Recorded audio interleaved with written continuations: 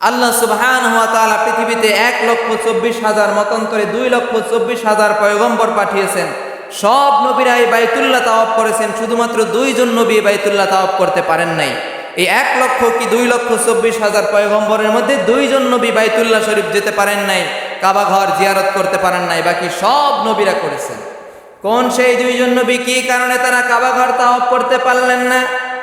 এই 2 জন নবীর মধ্যে একজন ছিলেন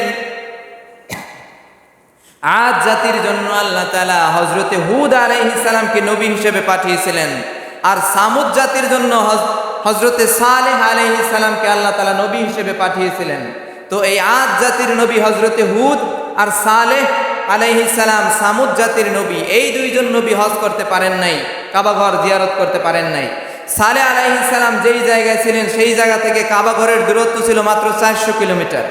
আজ আমরা এই বাংলাদেশ থেকে 4000 কিলোমিটার পাড়ি দিয়ে কাবা ঘর তাওয়াফ করি, কিন্তু সালেহ আলাইহিস সালাম আল্লাহর নবী হওয়া সত্ত্বেও 400 কিলোমিটার পাড়ি দিয়ে তিনি হজ করতে পারলেন না, তাওয়াফ করতে পারলেন না।